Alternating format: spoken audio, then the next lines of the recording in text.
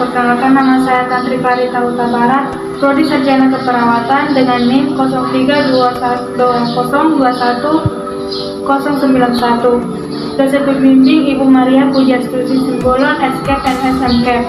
Dalam video kali ini saya akan membahas tentang sistem kardiovaskuler atau sering juga disebut dengan anatomi jantung dan pembuluh darah. Sistem kardiovaskuler merupakan satu sistem organ tubuh untuk memindahkan zat nutrien seperti asam amino dan elektrolit, hormon, sel darah, dan lain-lain dari dan menuju sel-sel tubuh manusia. Sistem ini juga menolong stabilisasi suhu dan pH tubuh atau sering disebut dengan bagian dari homeostasis atau keseimbangan. Sistem kardiovaskuler terdiri dari jantung dan pembuluh darah. Yang pertama, organ jantung. Jantung adalah pompa berotot di dalam dada yang bekerja terus-menerus tanpa henti memompa darah ke seluruh tubuh. Jantung berkontraksi dan relaksasi sebanyak 100.000 kali dalam sehari. Dan semua pekerjaan ini memerlukan suplai darah yang baik yang disediakan oleh pembuluh arteri koroner. Bagian kanan dan kiri jantung memiliki ruang sebelah atas atau atrium yang mengumpulkan darah dan ruang sebelah bawah atau sering disebut dengan ventrikel yang mengeluarkan darah. Fungsi utama jantung adalah memberikan dan mengalirkan suplai oksigen dan nutrisi ke seluruh jaringan dan organ tubuh yang diperlukan dalam proses metabolisme. Dan kemudian struktur jantung. Jantung terletak di rongga toraks dada, sekitar garis tengah antara sternum dan vertebra atau tulang punggung. Bagian depan dibatasi oleh sternum dan costae 3, 4, dan 5. Jantung dibagi menjadi dua bagian, yaitu bagian kanan dan bagian kiri, dan memiliki 4 bilik atau ruang, bilik bagian atas dan bawah. Dari kedua belahannya, bilik-bilik atas atria atau sering disebut dengan atrium tunggal menerima darah yang kembali ke jantung dan memindahkannya ke bilik-bilik bawah yang memompa darah dari jantung, yaitu yang pertama atrium dextra. Ini di gambarnya teman-teman. Atrium dextra. Dinding atrium dextra berukuran tipis, rata-rata 2 mm, teragak ke depan dibandingkan vertical dextra dan atrium sinistra. Pada bagian antero superior terdapat lekukan ruang atau kantung berbentuk daun telinga yang disebut dengan auricles.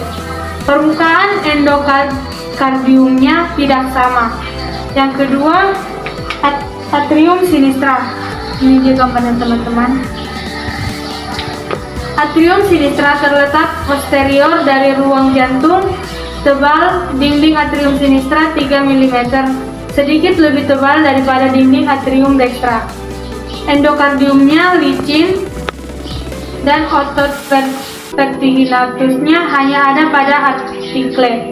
Atrium kiri menerima darah yang sudah dioksigenasi dari 4 vena pulmonalis yang bermuara pada dinding posterior dan superior atau postero dan lateral, masing-masing sepasang vena dextra dan sinistra. Yang ketiga, ventricle dextra. Ini dia gambarnya teman-teman.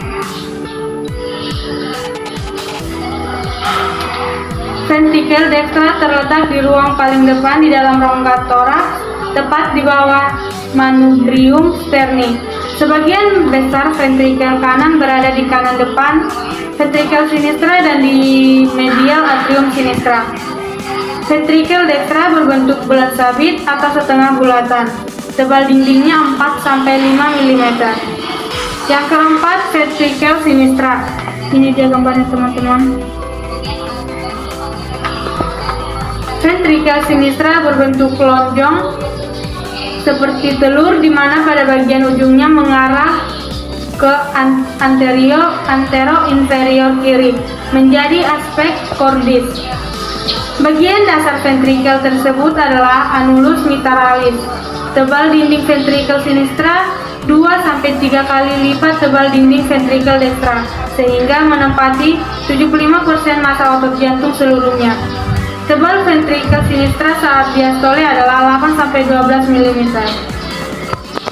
Kemudian katup jantung. Katup jantung berfungsi mempertahankan aliran darah searah melalui bilik-bilik jantung.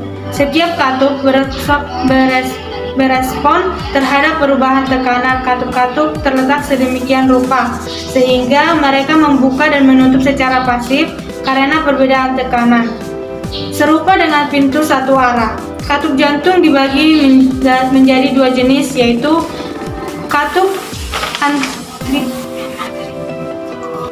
jantung dibagi dalam dua jenis, yaitu katup atrioventikuler dan katup semilunar. Yang pertama, katup atrioventikuler terletak antara atrium dan ventrikel.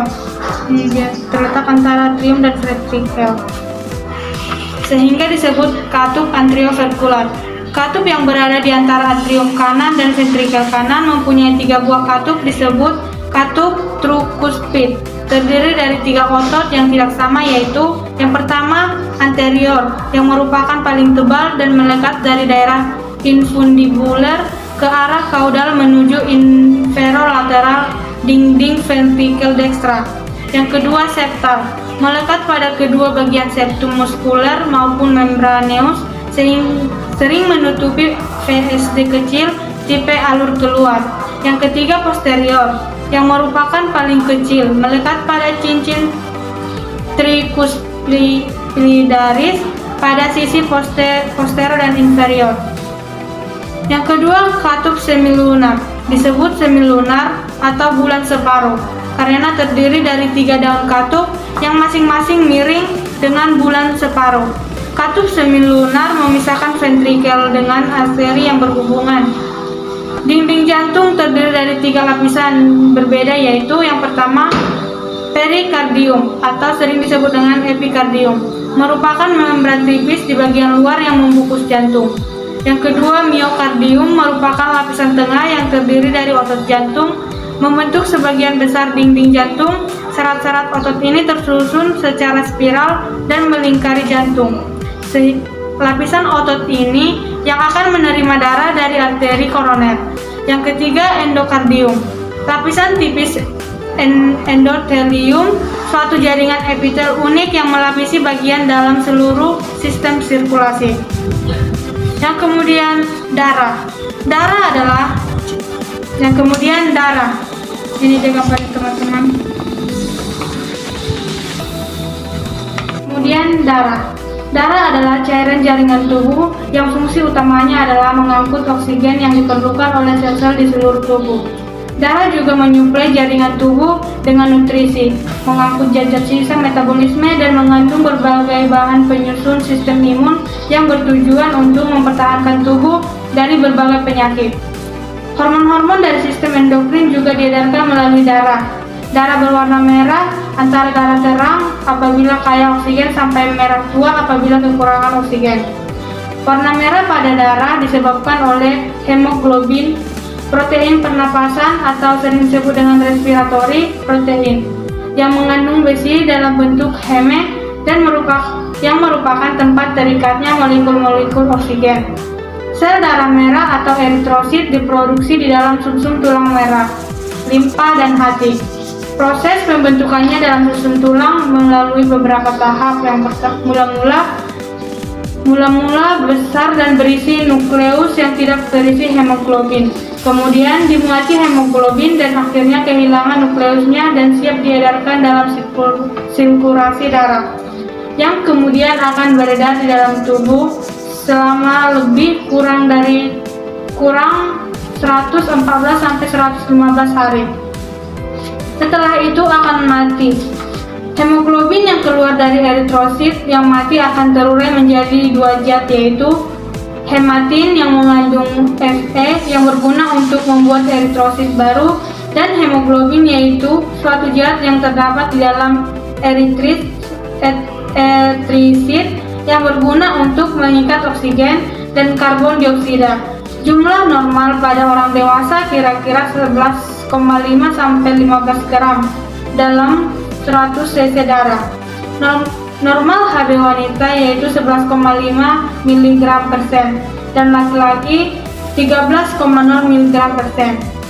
Sel darah merah memerlukan protein karena strukturnya terdiri dari asam amino dan memerlukan pula zat besi, sehingga diperlukan di keseimbangan zat besi. Sekian hasil pemaparan dari video saya. Terima kasih. Bye-bye.